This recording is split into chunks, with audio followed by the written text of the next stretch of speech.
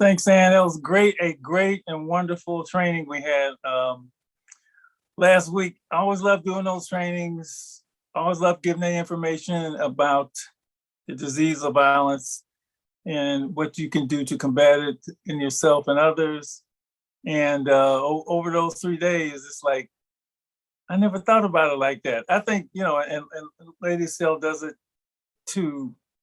And just to listen to them say, man, I just, there's hope, there's hope, there's hope. And then, I can do something about treating my disease. So it was a great group. It was from all the way from Seattle just to get the Alive and Free prescription. It was wonderful.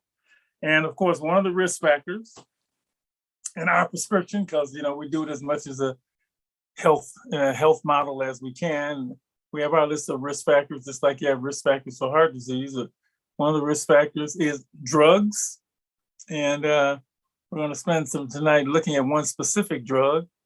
And joining us now is Dr. Hillary Cunnins. I think I said your name right this time, because I think I said it wrong before. And Ann texted me, said, this is the right way to say it. So Dr. Cunnins, I wanted to thank you for joining us. I'm going to let you introduce yourself, who you work for. And as I say, thanks for spending this time with us. We got a bunch of questions and want to get as many answers as we can. So unmute yourself and introduce yourself. Thanks so much, Dr. Marshall. Thanks for having me join your fantastic show.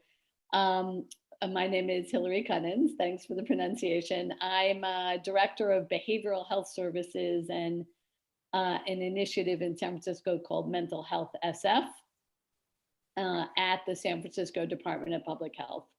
And I'm also a physician and an addiction medicine and primary care physician. I worked for many years, almost 2 decades in the Bronx in New York City, where I am from. Originally working with folks who have substance use disorder, as the medical title is now, and addiction, and then worked for New York City Health Department. So very pleased to be here now in San Francisco, working on these important and serious issues. Gotta ask, what made you come west from New York to the city by the bay? To the city by the bay, which is a beautiful and forever in my mind kind of place where I always imagined I'd like to spend some time given the right opportunity. It is a beautiful city you all have here, and now me too.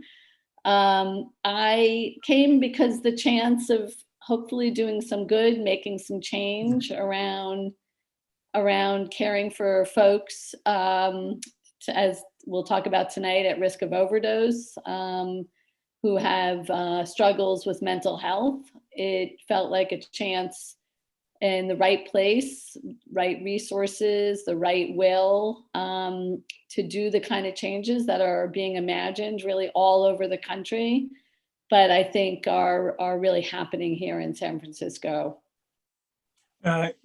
You've seen a lot. It sounds like you've had, some people have experience, and some people have seen a lot, have experience and seen a lot. Like that, you've been involved in this work for a while. I gotta say, in our conversations with young people, and I'm sure this will resonate with you, we always asking them, what the issues are for them. We see new young people all the time, and while the violence has stayed there, because that's how we were born, dealing with young people getting caught up in. Actually, at that time, it was a different drug. It was crack cocaine and incarceration, school to prison pipeline. But layered on top of that now for all these young people, what you hear all the time, you hear 2 things: social media and mental health. In fact, for years, I never heard the word self-care, but I hear it a lot now. But I actually hear them talking about mental health all the time. So it's just interesting to see as these young people are going through stuff, that just seems to be just a myriad of suicide is up, all that stuff, which you know about. And the last thing they need is this drug called fentanyl. And I have just, Ann sent me a couple articles and stuff came up, and this opioid overdose epidemic rapidly spreading across the Bay Area is one. I mean, I'm not going to read the stuff that's in here. Maybe I will a little later. SF police sees enough fentanyl to theoretically kill 2.8 million people. That came from SF Gate on October 20th. There's a lot of stuff in here. But I'm gonna start at the beginning. And anytime people tune into the show, and we've been on for a while, people tune in, I always assume that people are just getting it for the first time. So we're gonna get a fentanyl 101A course from you, and assume everybody knows nothing, and I got a bunch of questions and so on and so forth. So what makes this drug so different? And again, heroin and I mean, you can name a million drugs, right? Crack cocaine, obviously, and alcohol, the misuse of alcohol, and methamphetamines and ecstasy and so on and so forth. But fentanyl seems to be, it's just described. It's the drug now that is it. And I don't know why. What is it, and where does it come from? Let's just start right there. Yeah, and I'm happy to try to take a go at explaining it to your audience. And if I get too doctory, you'll help me keep it real. So first of all, I do want to just say that for those of us who have been doing this work or have had friends and family, loved ones go through experiences with all kinds of drugs, crack cocaine, you mentioned, heroin back as the 70s. And Sure. you know that, every time a new drug comes around, there's a lot of things that are not known, risks that people take, lives that are lost. And a lot of times that the addiction and substance use disorder, while it's a medical illness or a disease, it does build on the things that we're all working on to fix, like poverty, like racism, like trauma, like violence. And so both what I'm going to be talking about is this fentanyl itself and addiction itself, but all of the larger work, mental health, self-care, these are all the kind of background foundations that we all need to be working on as well, as a community, as professionals, as the health department. So specifically what fentanyl is, it's a class of substance called an opioid. All that word means, it's a drug or a substance that sticks to receptors in a person's brain and their body. If you think about a lock and key, if you think about the opioid as the key binding to the receptor, the lock, it fits just right. And it turns the lock, or it turns on the receptor. And that's what makes opioids work. It makes you feel less pain. It's a pain reliever. It makes you feel euphoric or high or good. That's what's attractive about using it. And it also can stop your body from the urge to breathe. So it suppresses your urge to breathe if in too high of a dose. And that's what causes overdose. And of course, when somebody stops breathing for long enough, they very sadly die. Yeah. The story about fentanyl is it's an opioid, like morphine, like heroin, and like oxycodone. And so it is actually used medically for pain relief in the hospital for severe pain. But this is fentanyl that's being manufactured most likely in labs, illicitly. And the thing about it is that it's very, very potent. So a very little amount can cause a person to stop breathing and overdose. And so like morphine, it been used medically, right? To do something about pain. Okay. I just want to make sure I understood that. And then all I'm thinking is something that can be used for immense good can also be used for just flip the script when you just misuse it totally. And that's what I'm hearing. Wow. Yeah, and that's the sort of double-edged sword about all of this, right? So this is what's happened and happening here now in San Francisco happened a few years back on the East Coast and some Midwestern cities, where fentanyl entered the drug supply, the illicit drug supply, and people started getting it mixed into their drugs, what they were buying. At first heroin or pressed into fake pills. And for folks who maybe had a habit, were using heroin or using pills, ended up taking fentanyl mistakenly, and they didn't know how potent it was, and they stopped breathing. And that's when the East Coast cities, some Midwestern cities, saw overdose deaths go up quite a bit. In New York City, for example, that started happening as back as 2017. From 2016 to 2015 to 2017, New York City saw 50% increase in overdose deaths. Wow. Meanwhile, San Francisco and other Western cities actually were not seeing the increases in overdose deaths that the East Coast was seeing, but it's come along now. And that is what's driving, again, with all those other things on the backdrop about why people end up trying drugs or developing an addiction to drugs. This drug is dangerous, and it for folks who are not, whose bodies are not accustomed to it, in particular, who might be getting it without realizing it or using it on purpose, very, very, very small amounts can cause them to stop breathing and overdose and die. You mentioned getting it without knowing it. So how does that happen? Is that I guess they're getting something on the street and it's mixed or laced with fentanyl and they have no idea, or is it a prescription drug that might be laced with it? I read about this quarterback.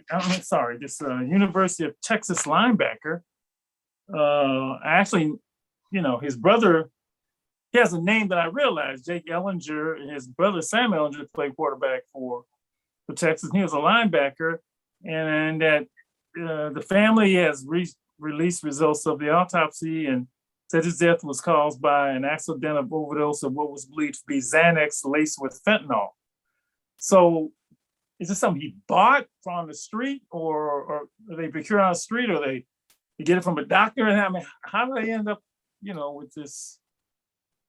Right. These are as best as you can tell. Absolutely. These are great questions, Dr. Marshall. And so as far as we know, that in some cases, fentanyl's being pressed, meaning made into pills, so street pills.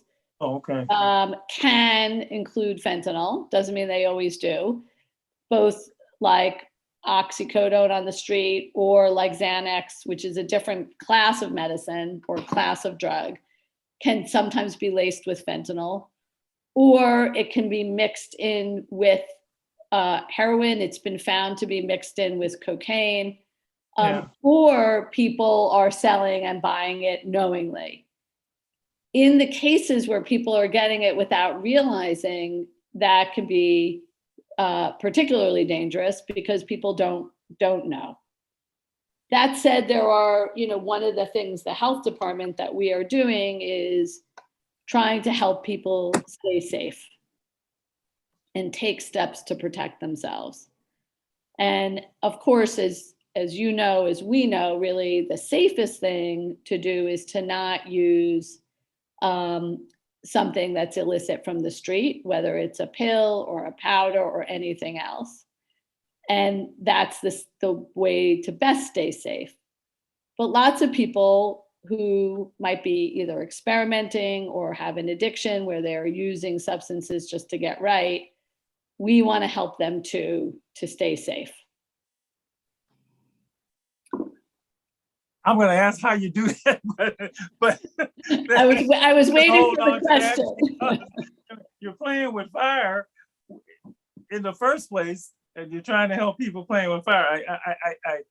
I get that, and that's what doctors do.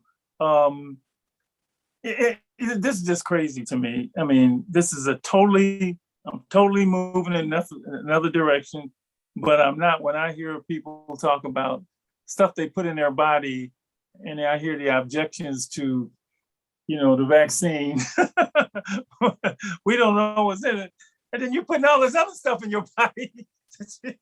Just, sometimes I do not understand people completely, but Well, we are all complex, as you know. but saving your life should be number one on your. The goal is to keep people alive. I mean, just point blank. And I've heard, people say, if you're dead, you can't recover. And so our goal is to keep people alive and support them to get to in whatever ways they want to and can improve their health, whether it is by getting into treatment, whether it is by getting mental health care, whether it is by getting housing, or whether it is to taking steps to reduce the risk if they are choosing to use. And so, for example, some of our colleagues and community partners work with people who use drugs, work with people at risk of overdose to do things like, first of all, importantly, we are distributing at the health department, along with community partners, the emergency medicine called naloxone, or Narcan, it's sometimes called. Yeah. And this is a medicine that can be used by lay people if they suspect somebody's having an overdose, is not breathing. It comes both in injection form, but increasingly the state health department and we are distributing a nasal spray. And if somebody has an opioid in their body, it reverses the effect of that opioid and helps a person start breathing. And so we're encouraging people who either themselves are at risk, or if they know somebody at risk of overdose, a loved one, a family member, a friend, to consider carrying naloxone because they might be in the position to save a life. Wow. This stuff is potent, right? It's easily accessible. Can you just like any other drug, just find it on the street, just like everybody knows where the buy is and so on and so forth, and just get it? And I mean, is it injected? Is it smoked? I gotta be able to talk about it. How do you get it in your system? So what we do know from our patients, from our clients, from our people that we know, is that it's both able to be injected, and in San Francisco, one of the somewhat unique things, it is being smoked as well. Wow. And there is risk of overdose with either use pattern. So sometimes people think, as long as I'm not injecting, maybe I'm safe.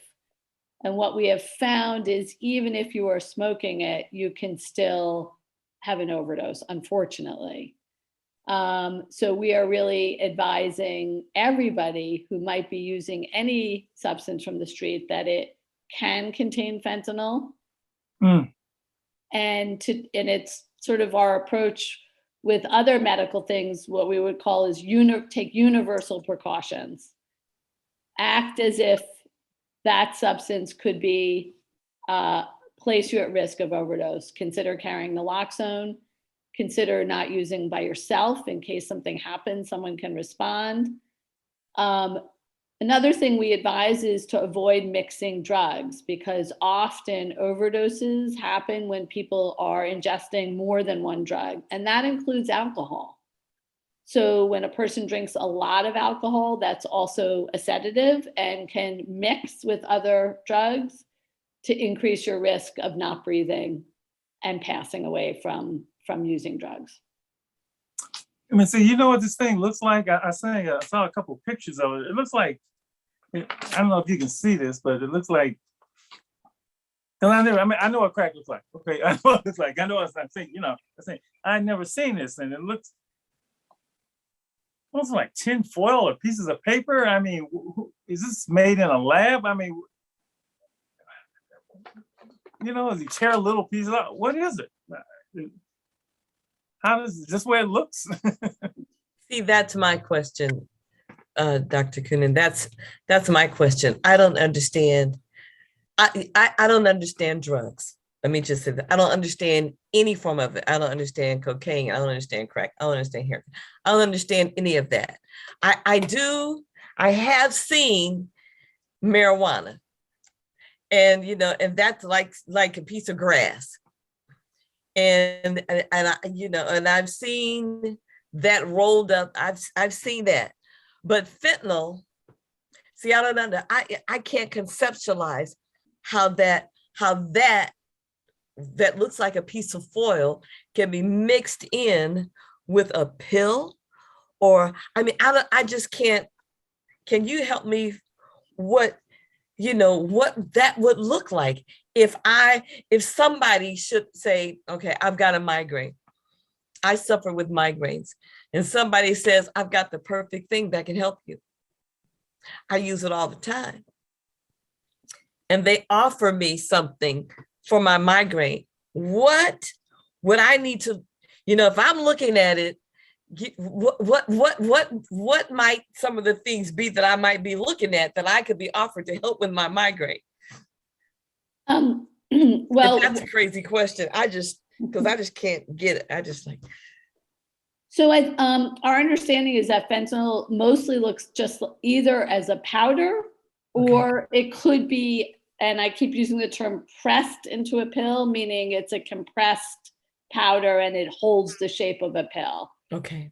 So, and just to also correct, I think there's been a lot of rumors. It has not been found in marijuana as far as sort of using drug seizure data and other places. So I know there's some fear about that, but it has not been found so far to be mixed into what you're describing, Ms. Estelle, like leaves or grass. Mm-hmm. I think the safest thing to do right now is to decline to take things right. that you don't know where they are. Absolutely. But I do want to also, and I think people are rightly concerned, and you both are asking, the right hard questions about safety and how do we keep safe.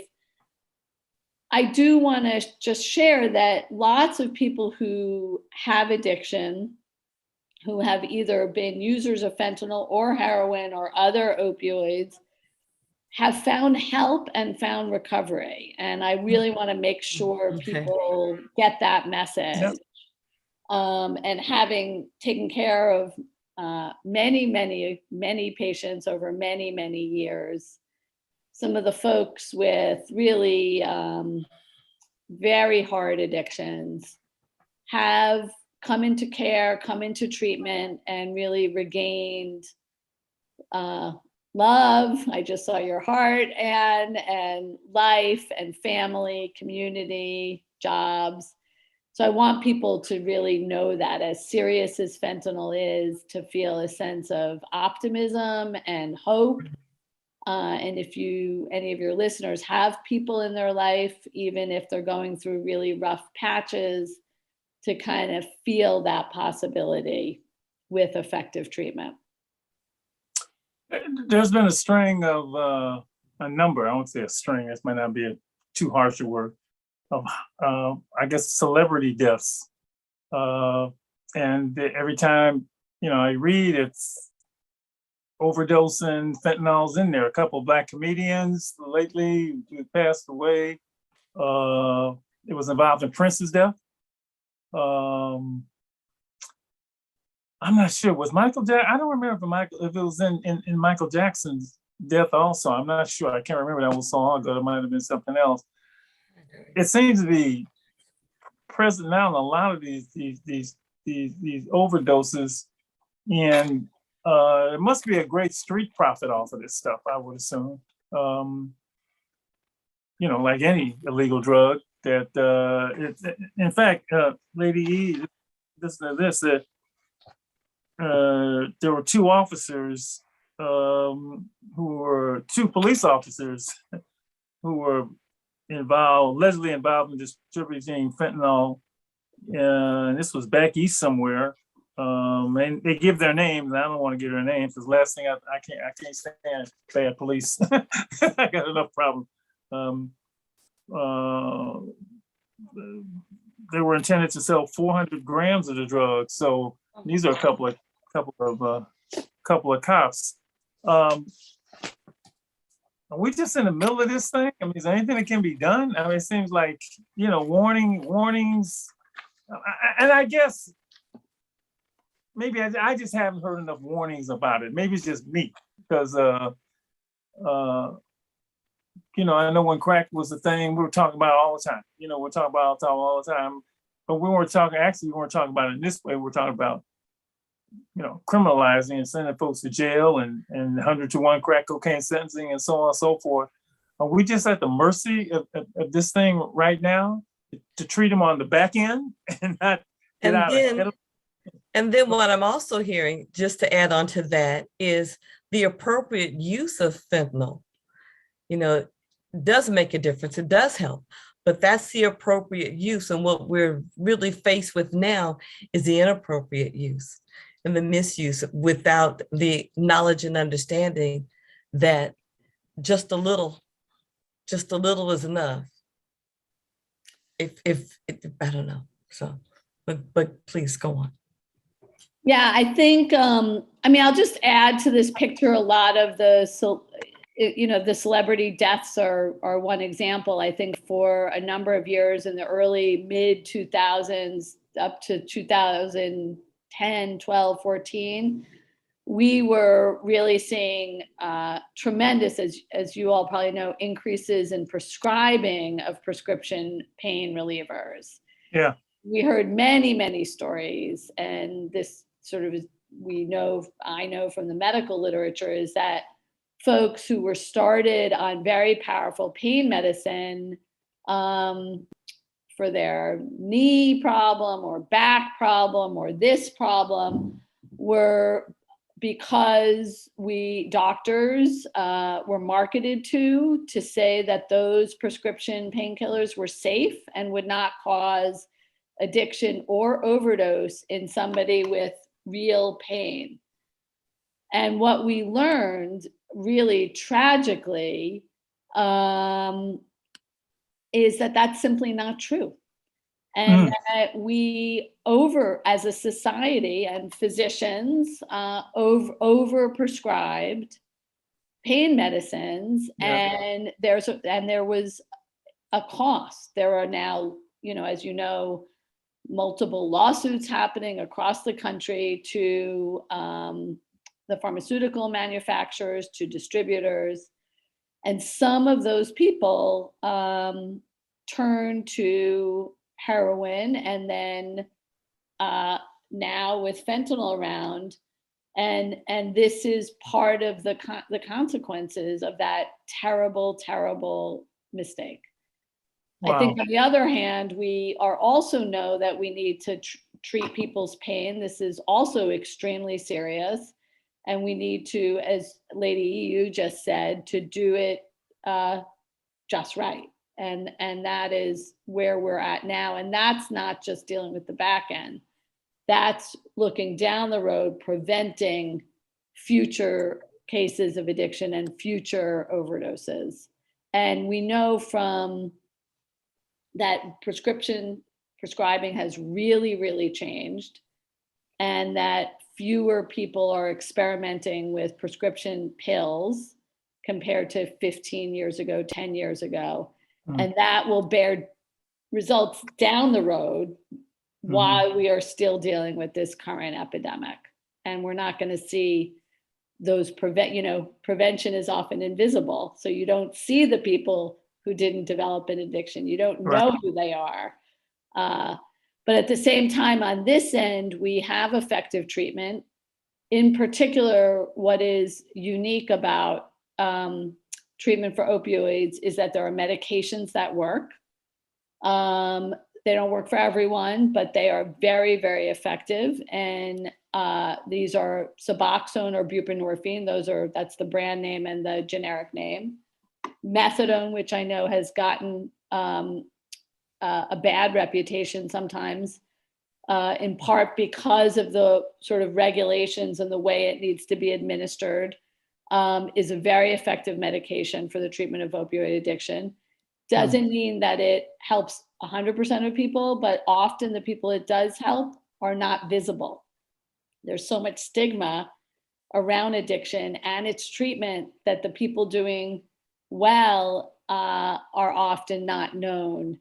And so it's really, I think, important to always remind ourselves that some of the best results are invisible to us. And we got a question from the chat, right? Why don't we ask that now, if it's okay? Great. Catherine Shade from San Diego wanted to ask, do you believe that generally mental illness precedes drug use that spirals into addiction, or that addiction has led to the increase in diagnosed or undiagnosed mental illness? Good question. Yeah, that's a great question, and I'm about to give an unsatisfying answer. So I think there's not just one way this happens. That sometimes there's sort of a theory called self-medication theory, where you have untreated depression or other mental illness, and you begin to take drugs to kind of cope with those feelings or mental illness. Other times people start using a drug and those drugs alter your mood. For example, very famously, alcohol is actually a depressant. And sometimes people who drink a lot feel depressed. And so their depression is actually from their use of alcohol. I think what's really important as a health professional is to be open to both those directions and help the person speak about what's going on in their life. If they're using a drug, what else is going on? How do we help the whole person? And vice versa. I will say one, forgot what I was going to say. I had one more point. Sorry, and I'll come back to it. That's fine. Yeah. People don't often realize that the use of drugs, I mean, that one night you decide to try it one night, and that happened to one of my students, where she was out at a party and she decided to try ecstasy. Everybody else had done it before. And so they said, why not? And she did. And it completely altered her mood. She ended up with a substance abuse mood disorder that changed her life. I mean, she wasn't able to complete her. It was just, so, which is the other reason, see, when people don't know their chemical makeup, you don't. I mean, you're just going around every day, just living your life. And then somebody says, try it. And you do. And you don't know internally that you don't have the makeup for that. And it triggers a reaction that could, and there you are, so it happens. People don't realize. That's why if you have a feeling, don't do it. Don't do it. I think, you raise a couple of really important points, and I thought about my other point, which I'll make in a sec, is that nobody tries a drug or a substance thinking, oh, I would like to develop an addiction, or, oh, that's going to happen to me. And people try and use drugs for the feeling, if they feel bad, to feel better. You're right. They feel good to feel even better. I think as adults working with young people, acknowledging that there's many, many different reasons that people use and try drugs. and that our job as adults or as health professionals is to help people manage their risk. That is, if they're using, to how to take steps to reduce their risk and stay safe. I think your point, lady, is if you don't know what's going to happen to you, be on the lookout, be aware. The other thing I'll just mention back to the other caller's question about which comes first, mental illness or addiction. The one thing I will just add to that is we know that trauma, history of trauma, or abuse, physical, emotional abuse, can predispose somebody to developing an addiction. And if you work with folks with substance use disorders or addiction, their childhood or early adulthood trauma really does seem to have an important role in developing an addiction, and uncovering that and working with people to address those feelings, address the trauma, can be an important part of getting better. Well, I just want to say, for me, when you start talking about unlocking receptors in the brain, I was like, I ain't fooling with my brain. You know, I don't want any keys going in It's a there. serious part of the body.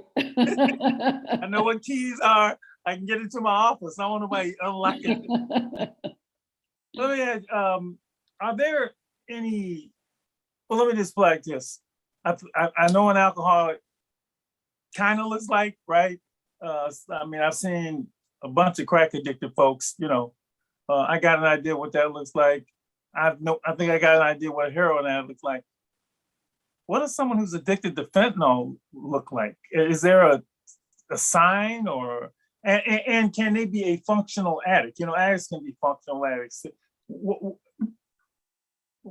I would know one if I saw one. So, right. Well, fentanyl in the same way that heroin does. If a person who's using a lot of opioids can look very sleepy. There's sort of famously somebody who's nodding. They just look like they're sort of passing out. And again, it's just because the opioid makes you feel sedated and sleepy. If for folks who have had surgery and maybe had an opioid after surgery, for example, does the same thing. Makes you feel both without pain, sleepy. Before you feel sleepy, often you feel euphoric or high. So that's what a person using fentanyl looks like, probably very similar to a person using heroin. Can you be functional? That's a great question. I certainly have worked with lots of people who have addiction, who went to work every day, took care of their families, and were able to manage, not always for a long time, to be functional. And you know, I think we have less experience over a longer time with fentanyl than with those other substances. So my guess is, based on my experience working with folks having had trouble with all those other things and working with folks who are functional, that it would be the same for fentanyl. But it's newer and we know less about it. Just the description of it being the potency of it, it would seem that just because of the deaths that we've seen, that people don't really know what their quote tolerance is, right? I mean, they may have had this amount before, and of course we don't know because they aren't here to tell us, right? But and right, it is new. We don't have studies and so on and so on, but it could be that even a dose that you had before could be the one that would be the end this time. I mean, this stuff just seemed crazy. That's right, and I think it's the unpredictability which is posing such danger. I'll just mention a few other things that the health department is doing to help people stay safe. I think, of course, doing education, and Dr. Marshall, I appreciate about the need to ring the danger bell, you know, to continue to do that and to do that. And I'm part of why I'm very happy to be here is because I want to share this information with your audience. I mentioned carrying naloxone. I mentioned getting treatment. I mentioned some harm reduction or risk reduction steps, like not using alone, not avoiding mixing drugs. The last thing I'll just mention, which is a newer strategy, which is giving people who use drugs test strips, fentanyl test strips, in which they can test the drug that they use to see if it contains fentanyl. Wow. And some I like- our good community partners, our syringe exchange, syringe access programs here in San Francisco are helping to do that. And I think it's, again, a practice with lots of the other things we're doing that I hope will keep people safe and will help keep them alive while they're in the stage of actively using or active addiction.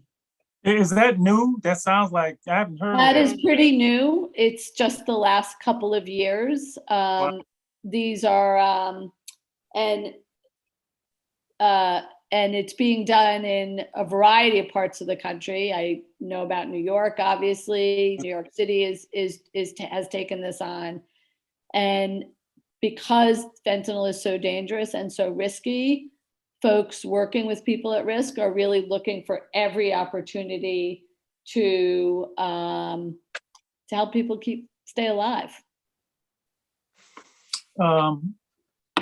Thank you for that. That really good to hear the work you're doing on both ends, the prevention and the treatment work.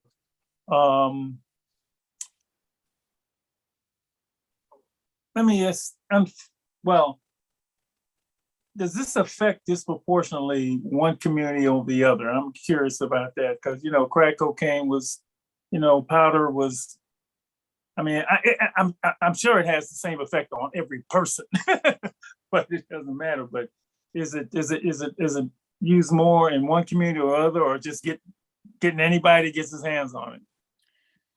Yeah, I think thanks for that question. And I just want to reiterate the physical effect of drugs on bodies doesn't care what race you are, doesn't care what gender you are. There are some metabolic differences between men and women, but by and large, the drug, we biologically are more same than different, and the drugs have the same effect no matter what. So everyone should just be clear about that. But that said, I mentioned earlier the effect of racism, frankly, on who's at risk and why. And we know in San Francisco, Black African Americans have 4 times the overdose death rate than other San Franciscans. And this is true in other cities. We are not alone. Let me just interrupt for just a second. On that one. You said 4 times. The rate, yes. So meaning, and I don't have this in my head right now, but X deaths per 1,000 or 100,000, it's 4 times higher among Black African Americans. 4 times. Yeah. And so this work, this urgency, is about equity and about racial equity. And I'll speak both about my time in New York and here, and I know my New York geography better. I'm still today, but communities that were redlined, that were economically disinvested in, where our punitive drug policies of incarceration and arrest for many, many years caused trauma and economic disenfranchisement. That meant that communities of color experienced, in my view, more overdose deaths than other communities. And so to me and to us at DPH, at Department of Public Health, we've got to tackle those underlying factors if we're going to, in addition to the sort of narrower things I just mentioned, to reduce overdose deaths among all San Franciscans, and particularly to reduce the disparity between African Americans and others. You know, we work with young people. That's what we do. And it's funny, we founded our organization in 1987 in the midst of, we didn't know it was a crack cocaine epidemic. And we certainly didn't know that how it would be treated by the government, you know, mandatory minimums and 100-to-1 crack cocaine, satin powder cocaine. And you know, we certainly didn't know that it would be, as I always like to say, sort of allowed to enter into the community, almost sanctioned from on high. And for folks who don't get it, just go read. There's 2 books I give everybody now. It was like, you really want to know? You really want to know what's really going on? You really want to know the truth? I give them The New Jim Crow by Michelle Alexander, and I give them Caste by Isabel Wilkerson. So, you know, those 2 books, just read. And because I know a lot of people are concerned, well, all this stuff happened way a long time ago. No, let me give you something from 1980 on and just read. But, you know, for us who just went through this horrible time with, you know, mothers on drugs, fathers in jail, not all, but enough, almost a generation of kids who were unparented on their own, you know, drug addicted babies being born. And, you know, I've been calling this period in time, just for myself, as this particularly this community, and I'm talking about the Black community in particular, is trying to get, I've been calling it recovery. Like after slavery had Reconstruction, I've been calling this time recovery. And I've actually seen some pretty good signs, you know, in terms of fatherhood, and there's just a lot of signs, families either reconnecting or being more intact, and the young people, quite frankly, not falling into the same sort of traps that their parents fell into. Now they got the residue of it affecting them, the generational trauma and the historical, on top of the historical trauma. But the last thing that these kids needed was, you know, I remember ecstasy. What the hell? I got meth, I got this and that. It just seems to be this never-ending battle, you know, for the souls of folks in the area of drugs and drug addiction. And you know, we talk to them, we this, and you know, that's why we're called violence prevention, because yeah, it's just it's tough to hear, but you know, we'll just have to, we include it in our work as much as we had before, and talking to them about the new drugs on the block. You know, we gotta have these conversations. And I will say this, Dr. Cummins, about working with young people. I always say, I'm not that very good with adults, but we're pretty good with kids. You know, they'll have conversations with you. They will. They may not at first, but then they'll tell you this is going on, because they actually want, from what I can see, they want the guidance, they want the truth, they want, and they almost, you know, they almost don't know why adults just aren't straight with them, you know, but straight lovingly, not straight, you know, straight because I want you to live. I don't want this to happen to you. But it is tough to hear this new dangers out there lurking for them, and of course, you know, their families and everybody else in the community. So I just got to thank you for the work that you do. I don't know, I can't get it, why science is under attack now, why the medical community that has all these answers, and that, you know, your oath is to save lives, is under such attack. It doesn't make any sense to me, because you can save people, right?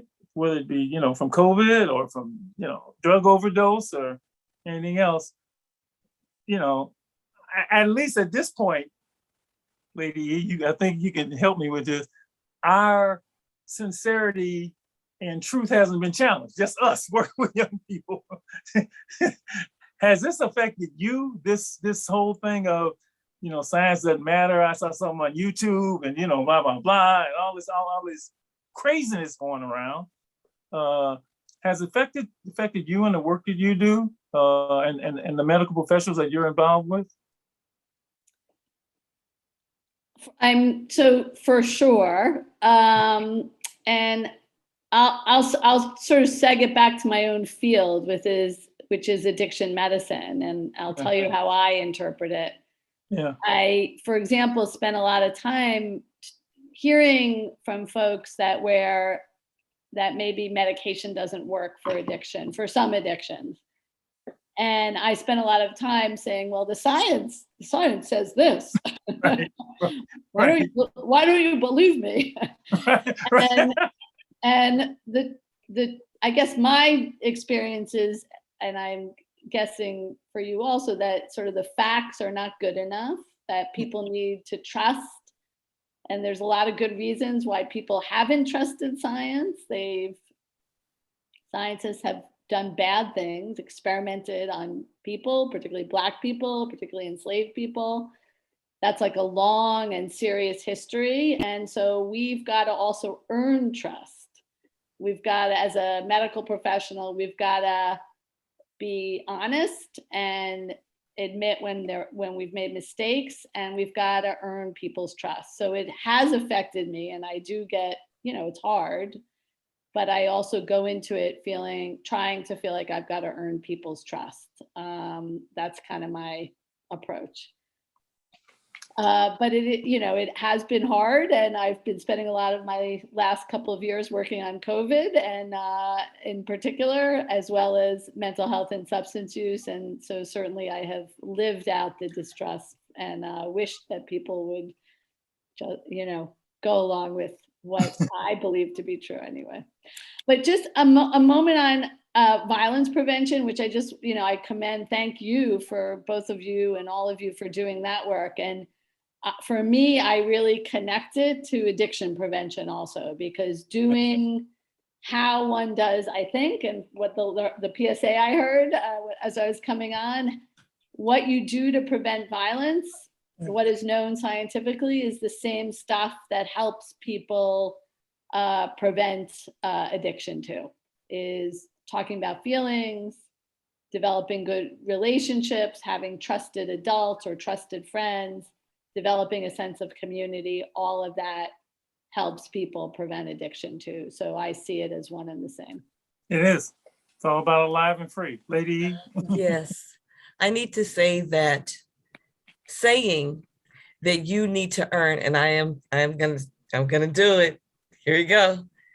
Saying that you need to earn trust is the beginning. That is so powerful. It's important. And it's necessary. And that will begin to set and create the space for trust to be built so that I can hear. I was hit point blank in the back of the head with a kickball. And I went to the doctor and I described my symptoms. Immediately I went because of what I was feeling and the way my body reacted. I knew something was wrong. And he said to me, and he was a white man, and he said, you just got hit in the back of the head with a ball. And I snapped. And I said, you do not get to minimize my experience. I ended up I had a concussion and I needed therapy for 6 weeks after that experience. But the first doctor I saw, which was a white doctor, said, you just got hit in the back of the head. And I thought, and if that were your wife, your mother, your daughter, you would have a different response. So to say that I need to earn your trust is the beginning. And that gives me peace. And that's powerful. And I really appreciate hearing that. Addiction is not just limited to people are addicted to drama. People get addicted to trauma. People get addicted to the level of familiarity. We talk about it being, this is what's familiar, but in some ways it's a form of addiction where this is what I'm accustomed to. And so in order for this to happen, in order for me to feel like I'm doing something, I am okay, or everything is normal, then there needs to be the drama and the trauma. And so, there's so much importance in everything that's being done to help people see that there is another way, there is a better way. And science, when we can trust that the information that we're being given is valid and true for us, as well as it is for, and it's almost like the line has to be drawn for my people as well as your people, because I'm going to tell my people something different than I'm going to tell your people. We'll see, but then we know that addiction doesn't have a color. And so the treatment shouldn't either. And the people who have been trained to serve first do no harm. And now I'm ready to cuss. First do no harm. And that should be to everybody, not just to my people, your people, these people, that people. No. And so I really appreciate your voice, what you're saying, and your work. Yes. Because it breaks me up to hear 4 times African Americans are suffer with overdose. So for everybody out there, fentanyl is dangerous if it's misused and abused. It makes you feel good. It stops the pain. And if it's mismanaged, you won't breathe. And if you can't breathe, you can't live. And if it's not managed appropriately by somebody who knows what they're doing, and make sure it's somebody who knows what they're doing and somebody you can trust, it's not a get out of jail free, feel good thing. It's deadly. It's dangerous if it's misused. You don't have to die. You can live. Anyway, that's what I have to say about it. It just, at this time in my life, I've been on the lookout for those days, those times when it changes and it gets better. And I'm thinking, is it going to be in my lifetime? Wow. What about my children? No, because they are experiencing, but my grandchildren, maybe, where the percentage is not 4 times Black people than this, but all people are subjected to when? Oh.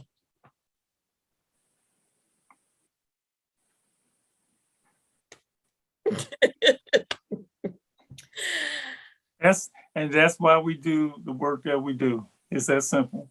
All of us do the work that we do. We have rules for living that we teach our young people. And sometimes people ask, well, why? That just seems basic. And I said, no, if you've been through the stuff that these young people go through, or the things that come out of their mouth, YOLO, or, you only live once, or I ain't gonna live to be, all these things. The number one rule is there's nothing more valuable than an individual's life. And we start there with our young people, because sometimes they don't value their own lives, they don't value others' lives, and they put themselves in harm's way. So I think, that's something you believe, that's something we believe. And that's why we do what we do. I just gotta, thank you for coming on tonight and sharing all this information about this. Thank you so much. My pleasure, and it was great to meet and speak with both of you. Thank you.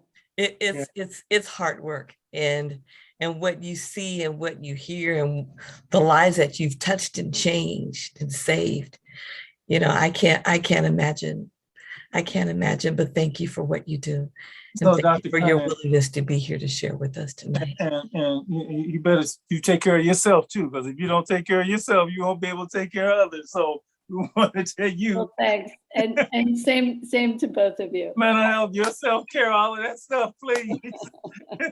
So that you'll be able to help everyone else. So, well, I'll let you go. Just really Okay. appreciate it. And thanks for spending this time with us. Thank you. Thanks so Thank much. Thanks you. for the invitation and to be continued. Take care. Yes, ma'am. Okay, good night.